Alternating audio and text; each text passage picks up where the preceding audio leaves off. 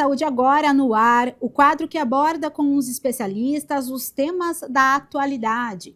E no episódio de hoje vamos falar sobre as chamadas canetas emagrecedoras, que ganharam popularidade nos últimos meses e passaram a fazer parte das conversas e pesquisas de quem busca o emagrecimento. Mas surgem dúvidas sobre os riscos, efeitos colaterais e a utilização. Por isso, convidamos a endocrinologista Larissa Pontes, que já está conectada aqui conosco. Seja muito bem-vinda, Larissa.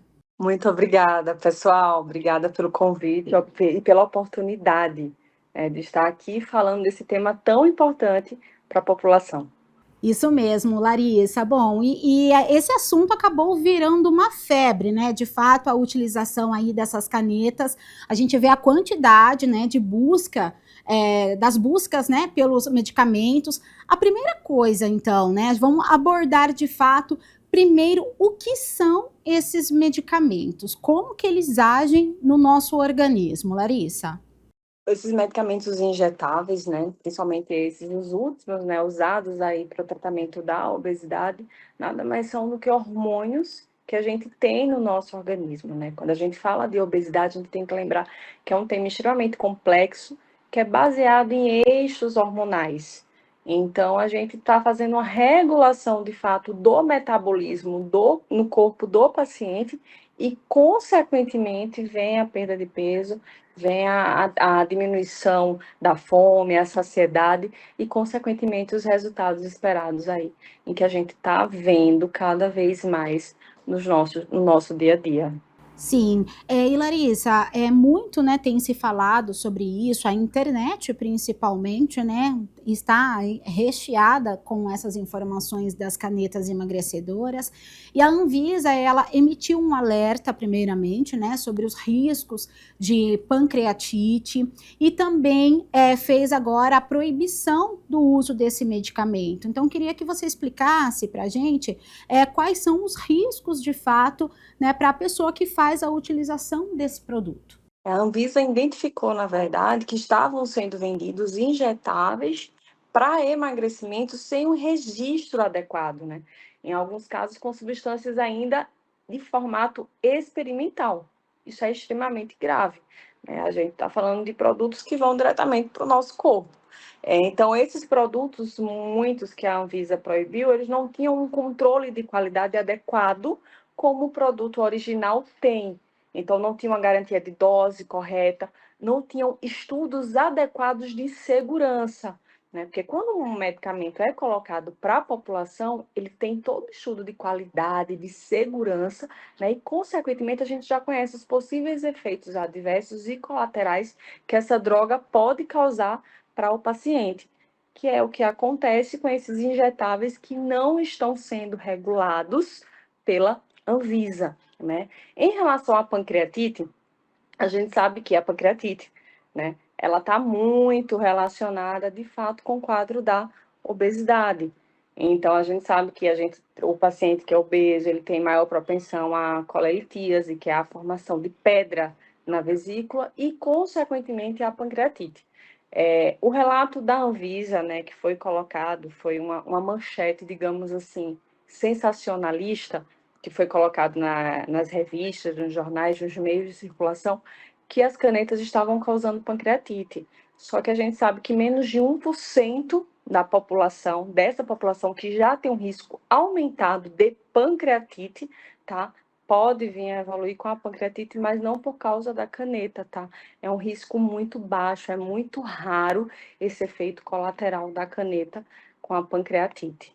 Certo, Larissa. Bom, a gente vai contextualizar um pouquinho sobre as canetas disponíveis, né? Essas canetas injetáveis aqui no Brasil. Existem outros tipos, existem mais de uma. Queria que você explicasse, né? Contextualizasse para a gente a diferença entre elas também, né? Para deixar a população mais por dentro dessas informações com, de fato, uma especialista sobre esse assunto, né, que tem realmente sido alarmante aí nas redes sociais, na internet.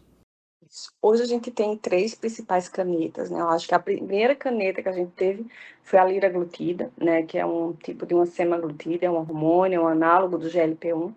E hoje, o que mais nós endocrinologistas e a população mais trabalha é com o Wegovy, o Ozempic, né, que são as semaglutidas, e aí a gente já tem outras empresas que tiveram quebra de patente que estão usando essa substância, né, que é o análogo do GLP-1, e a gente tem a substância da tirzepatida, que é o Mounjaro, né, em que a gente tem o análogo do GLP-1 com o GIP. Então, basicamente, são diferenças hormonais. Então, o Mounjaro, que ele tem um pouco a mais em relação à semaglutida, é que o Mounjaro, além de ser um análogo do GLP-1, ele é um GIP, tá? São tipos de hormônios, são siglas de hormônios aí intestinais que vão regular todo o nosso eixo hormonal, do apetite, de saciedade, de fome e toda essa parte metabólica. E Larissa, a gente vê, né, no início do quadro a gente falou sobre a busca que é pelo emagrecimento, né? A maioria das pessoas, elas estão em busca aí das canetas, de fato, pelo emagrecimento rápido. Mas o que essa pessoa, ela tem que levar em consideração quando for, então, fazer a utilização desse produto? Quem pode utilizar? E precisa, de fato, ser com acompanhamento médico, né? Eu acho que é muito complicado o meio, essa questão, né, do emagrecimento rápido, né, isso porque o emagrecimento saudável não é um milagre, né, digamos assim, é um percurso, é um caminho. Essa perda de peso muito rápida, ela pode significar perda de músculo, ela pode desencadear uma desidratação severa, o paciente pode ter alterações renais sérias, e diversos outros efeitos colaterais e adversos importantes. Então, além disso, né, dessas promessas que costumam esconder os riscos e as contraindicações, né, é importante o paciente parar e pensar que, tipo, o caminho do emagrecimento, a obesidade é um problema crônico, então é um caminho longo, né? E se fosse simples assim, se fosse seguro, se fosse tão milagroso essa questão desse emagrecimento rápido, disso tudo, não estaria sendo vendido nessas canetas aí de forma clandestina, né? Essas canetas milagrosas aí de forma clandestina. Então é muito complicado tudo isso em que a gente está passando atualmente aí nos nossos dias. Certo. E Larissa, quando você recebe, né, um paciente, né, no seu consultório sobre o emagrecimento ou para fazer assim esse check-up, o mapeamento mesmo do paciente, como que ele deve procurar, o que ele precisa fazer para utilizar esse produto? Tem contraindicação? E como, a partir do momento que ele usa essa caneta, né, que o paciente usa a caneta, se não fizer a dosagem correta, pode ter um efeito colateral de engordar tudo de novo, isso pode trazer riscos para a saúde. Uhum. Veja, a primeira pergunta, né? Lógico, todo paciente precisa ser avaliado de forma personalizada. Então, a gente existe em vários tipos, digamos assim, de fome, né? Tem aquele padrão beliscador, o padrão ansioso, o padrão que é aquele padrão hiperfágico, que é aquela pessoa que come muito, né? Então, existem vários tipos, digamos assim, de fenótipos, né, desses pacientes que a gente precisa avaliar e ver qual a melhor medicação, né, para aquele paciente. Nem todo mundo vai se beneficiar do medicamento X, né? Às vezes você vai se beneficiar de outro tipo de medicamento, né? Então, precisa sim desse acompanhamento personalizado. Qual foi a outra pergunta que você fez? Me perdoa, eu esqueci. É que a gente foi no bate-papo, aí eu fui falando. Se existe essa contraindicação, né? E como que a pessoa ela Sim. faz esse acompanhamento, né? Por exemplo, ela utilizou. Se ela usar de uma forma inadequada, corre o risco de perder tudo aquilo que estava no tratamento, de engordar tudo de novo. Como que Tá. funciona no organismo? Então, tá. Em relação à contraindicação, a gente tem algumas contraindicações que são bem importantes, tá? Uma principal contraindicação, principalmente ao uso do Monjaro, da tirzepatida, é o carcinoma medular de tireoide, tá? Então, muitas vezes as contraindicações, os riscos não se é passado na mídia, tá? Não se é passado para a população, mas pessoas que têm carcinoma medular de tireoide, ou até mesmo pessoas que têm nenhum, que é um tipo de uma síndrome rara, que é tratada por endocrinologistas, tá? Essas pessoas, elas não podem, tá? São as principais contraindicações do uso dessas medicações, tá? Sem contar, por exemplo, litíase renal, que é pedra no rim, tá? Quando você usa essas medicações, consequentemente, você tem um retardo no esvaziamento gástrico, que às vezes as pessoas não conseguem ingerir de forma adequada a água. E aí, consequentemente, elas ficam mais propensas a terem pedra no rim, a terem litíase renal. Então, as pessoas que já têm uma litíase renal, digamos assim, de repetição, ou já tem histórico dessa litíase renal, elas precisam ser acompanhadas de forma mais, digamos assim, personalizada, de forma mais contínua, e às vezes até elas não têm indicação do uso da medicação, tá? Dentre diversas outras contraindicações que a gente tem. E existe algum efeito colateral no início do uso dessa caneta? Ela pode sentir alguma abstinência em algum momento? Como que funciona? Para alertar mesmo, né, a população que faz uso dessa caneta, Larissa. Veja, os análogos do GLP-1, tá? Principalmente, eles vão ter efeitos de trato gastrointestinal. Então, é muita náusea, é vômito. Como eles fazem aquele retardo do esvaziamento gástrico, ou seja, o que significa isso, Larissa? O retardo do esvaziamento gástrico? É como se seu estômago ele demorasse mais para a comida passar do estômago para o intestino. Então, consequentemente, você é como se você ficasse mais empachado, mais cheio, mais estufado. Então, é um dos grandes efeitos colaterais da medicação, tá? Tem paciente meu que diz assim, jovem, diz, doutora, para que eu fui tomar isso, né? Eu não consigo mais beber minha cervejinha do final de semana, entendeu? Justamente porque o paciente fica cheio, fica estufado, né? Então, existem algumas medicações que ele não consegue fazer. Existem alguns alimentos, algumas bebidas que o paciente, de fato, não consegue mais fazer.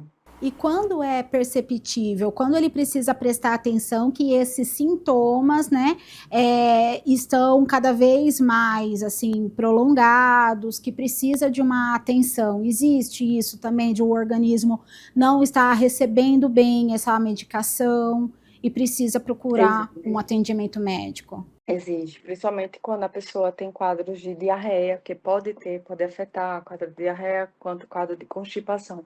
Então, às vezes, o paciente ele pode até evoluir com quadro de diarreia mais importante, e aí, consequentemente, pode levar a um quadro de desidratação e aí até mesmo uma lesão renal aguda, tá? Ou seja, problema no rim, tá? De forma aguda, que tem como resolver, mas mesmo assim precisa ter uma atenção, precisa procurar um pronto atendimento. É importante que todo paciente que faz o tratamento com os injetáveis e também os não injetáveis tenha o contato do seu médico, tá? Porque qualquer complicação, qualquer percurso, digamos assim, diferente do que foi o habituado, do que foi o explicado na consulta, ele precisa entrar em contato com o seu médico e até mesmo procurar atendimento em pronto atendimento.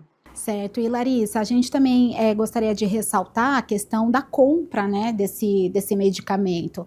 A gente vê que tem aí um mercado paralelo também, essa compra, né, clandestina. Então, queria que você relatasse para a gente sobre essa questão também da compra desse produto, que também contribui muito aí para a qualidade desse paciente, né? Acaba sendo um A gente agravante vê também. tipo, várias pessoas, a gente viu vários relatos na mídia, né, de pessoas que fizeram uso dessas medicações aí clandestinas, que tiveram até, digamos assim, comprometimentos graves em relação à sua saúde, como, por exemplo, o Guillain-Barré. Então, a gente vê muitos brasileiros se deslocando, né, indo para fora do país, ou até mesmo comprando em clínicas clandestinas, em redes sociais, seguindo influencers, seguindo blogueiros, mas eu acho que as pessoas precisam ver que o emagrecimento seguro não acontece fora do consultório médico, né? Saúde não pode ser tratada como tendência de internet, como tendência de mídia, como moda, tá? Saúde é coisa séria. As pessoas precisam entender que precisam procurar um médico especializado para o seu acompanhamento, que é o endocrinologista e metabologista. E entender de fato que a obesidade é uma doença crônica e exige um acompanhamento sério. Larissa, a questão do uso desse medicamento, né, falando aí das canetas, dos injetáveis, que de fato é o que mais chama essa atenção, ele pode ser utilizado por qual período? Ele também não é por um período longo, aí a longo prazo a utilização dele, né, tem um limite aí de utilização. Veja, pelos últimos guidelines e pelos últimos estudos em que foi colocado para a gente, principalmente nos últimos guidelines da ABESO, da Sociedade Brasileira de Obesidade, a gente viu que os estudos mostram que como ela é uma doença crônica, é para o resto da vida, como hipertensão, como diabetes, como colesterol, que entra aí no fator da dislipidemia. Existem hoje alguns poucos estudos em que falam do desmame da medicação, da retirada da medicação, mas concomitantemente com atividade física regrada, com a disciplina, com uma reeducação alimentar, ou seja, com de fato a mudança de estilo de vida, tá? Mas são poucos estudos, a gente ainda não tem estudos robustos na literatura médica, né? E os últimos guidelines, o que eles colocam, tá? É que é um tratamento crônico, né? Então, são medicações novas ainda para a medicina. Então, o que a gente tem hoje é que é um tratamento crônico, um tratamento a longo prazo, tá? Não sei como vai ser daqui a 5, 10 anos, né? A medicina evolui a cada dia, mas hoje é um tratamento crônico e a longo prazo. Tá certo, doutora Larissa, muito obrigada pela sua participação aqui no nosso quadro Saúde Agora, trazendo essas informações. Então, eu queria que você fizesse aí as suas considerações finais, né, com essa importância mesmo da pessoa fazer esse acompanhamento e sempre em busca de um especialista, né? É isso, pessoal. Entendam que por trás da obesidade sempre tem alguma outra doença importante, né, que está relacionada ali, seja uma resistência à insulina, seja um diabetes, um pré-diabetes, uma hipertensão. Então, a obesidade é uma doença de fato complexa, é uma doença que não é só aparência, ela tem toda uma regulação hormonal, ela tem uma regulação a nível do sistema nervoso central, a nível de cérebro. Então, procure atendimento personalizado, procure um profissional qualificado, tá? E lembre, emagrecimento seguro, tá? Não acontece fora do consultório médico. Tá certo, Larissa, muito obrigada mais uma vez pela sua participação. Bom, o Saúde Agora fica por aqui, você pode assistir esse episódio e tantos outros pelo YouTube da TV Câmara Campinas. Continue acompanhando a programação, até a próxima edição. Até lá!